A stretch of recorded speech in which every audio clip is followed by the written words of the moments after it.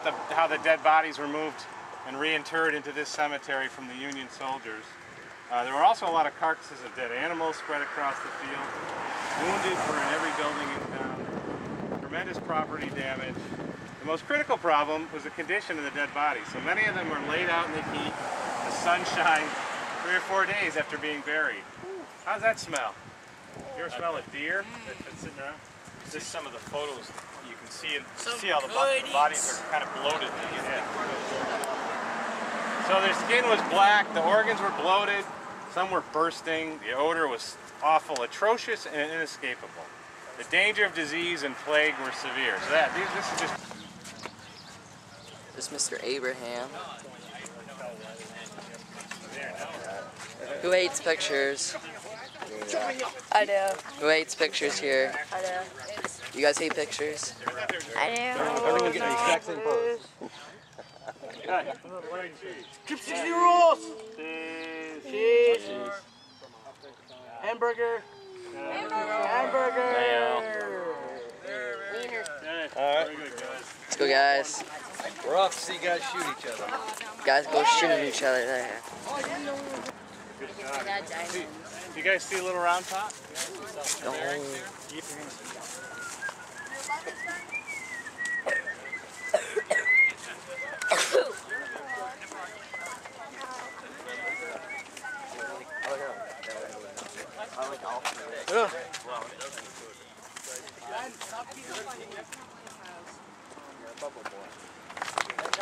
Come on guys, back up, back up.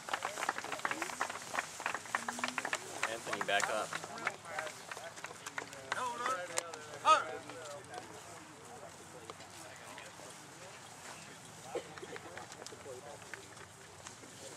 Five miles left. Arch.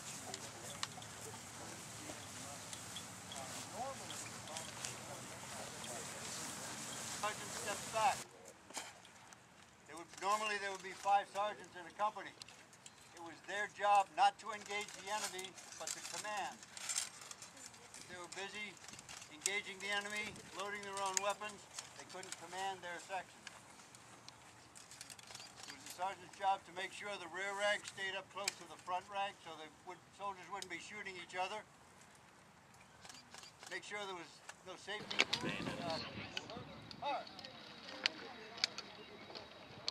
Forward.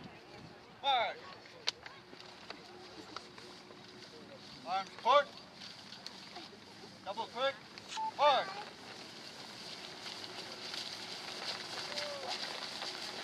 Charge!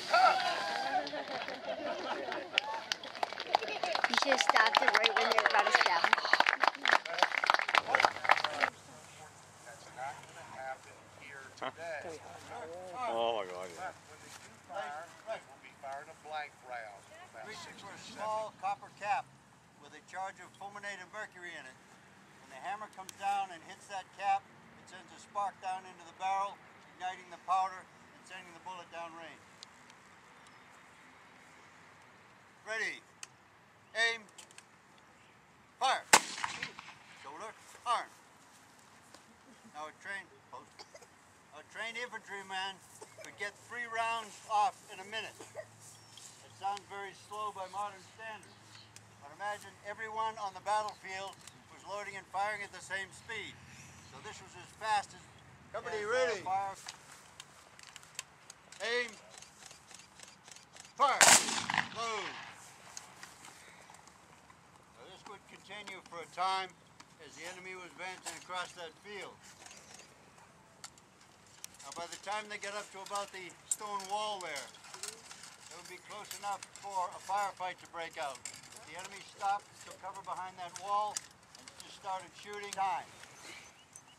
Rear rank, ready. Aim. Fire. Load. Now half the company is still loaded.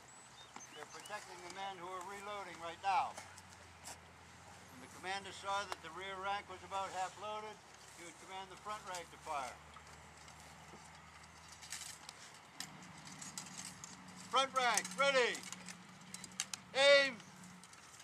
Fire. Load.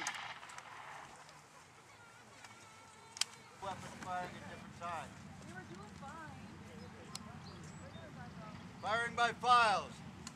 Commence firing.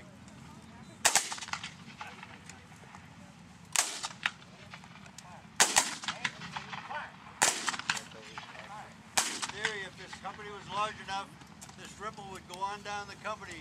By the time it got to the end, the first man would be loaded and ready to fire again. At this point, every man is loading and firing by himself as fast as he can. It's all independent fire. The commander has to keep track of how much ammunition the men have. They carry 40 rounds in their cartridge box, and before a battle they were usually issued about 40 or 60 more. They put in their pockets, in their haversacks, in their packs, so that they could continue the fight. A commander could tell how many rounds they're firing, even like this, by looking at his watch. Alright, we're at Colville, and this is this huge tower. The rest of the guys are still lagging around. Alright, I'm gonna make my way up. Alright, we're on top of this tower that I was just looking at. And it has a gorgeous view of Gettysburg down there. That's the town of it. Very pretty. There's a little round top right there where we were yesterday. Now they're the battlefield map. I think we have like 70 people up here. That's the maximum.